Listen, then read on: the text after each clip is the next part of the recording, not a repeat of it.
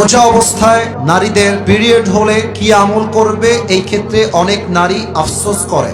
উত্তর দিবেন। আচ্ছা, এক্ষেত্রে আমি আগেই কিছু কথা বলেছিলাম যে পিরিয়ড যদি নারীর হয়ে যায় আর যদি নারী আফসোস করে যে পিরিয়ডটা কেন হয়ে গেল, না হলে তো আমল করতাম, এইটা করতাম, সেইটা করতাম, it is amazingly appreciated that she is feeling regret. আসলে মুমিন তো সেই মুমিনই ভালো, ইদা সাররাতকা হাসানাতুকা ওয়া সাআতকা সাইয়্যাতুকা ফাআনতা মুমিন। যখন তোমার ভালো কাজ তোমার মনে শান্তি দেয় এবং খারাপ কাজ তোমাকে কষ্ট দেয়, তখন বুঝতে হবে তুমি সাচ্চা ইমানদার হয়ে গিয়েছো। ঠিক কি না বলেন? তো এটা মেয়েদের ভালো গুণ যে পিরিয়ড হলে তার আফসোস করে। আমি বলবো সারসংক্ষেপ কথা, যেহেতু প্রশ্ন চলেই এসেছে।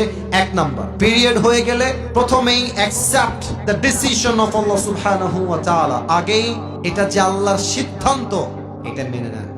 আল্লাহ যা করেন তার মাঝেই ভালো, আল্লাহ যা করেন তার মাঝেই কল্যাণ। এটা হাদিস বলি। দেখেন, আম্মা জান আয়েশা রাদিয়াল্লাহু তাআলা আনহা একবার হজে গেলেন নবীর সাথে।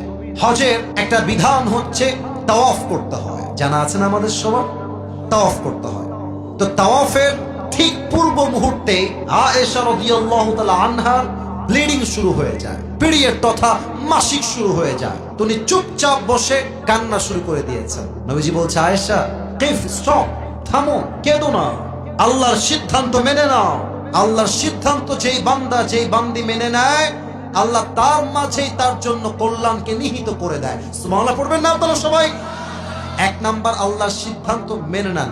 দুই নাম্বার, পিরিয়ড হয়ে গেলে কোনো টেনশন নেই, স্বামীর খেদমত করেন। স্বামীর খেদমত যেই মেয়ে করবে, আল্লাহ তাকে প্রত্যেকটা খেদমতের বিনিময়ে জান্নাতের সিদ্ধান্ত নিয়ে দিবেন। সুবহানাল্লাহ পড়ার সময়। তিন নাম্বার, একটু ভিন্ন কিছু করেন। আপনি চাইলে প্রতিবেশীর হক আদায় করেন, আপনি চাইলে আত্মীয়র হক আদায় করেন। বসে বসে কোরআন তেলাওয়াত শোনেন, বসে বসে জিকির করেন, বসে বসে ভালো কাজের আদেশ দিবেন। আপনাকে বেশি বেশি সওয়াব দিবে একজন। আওয়াজ দিয়ে বলেন সবাই, তিনি কে?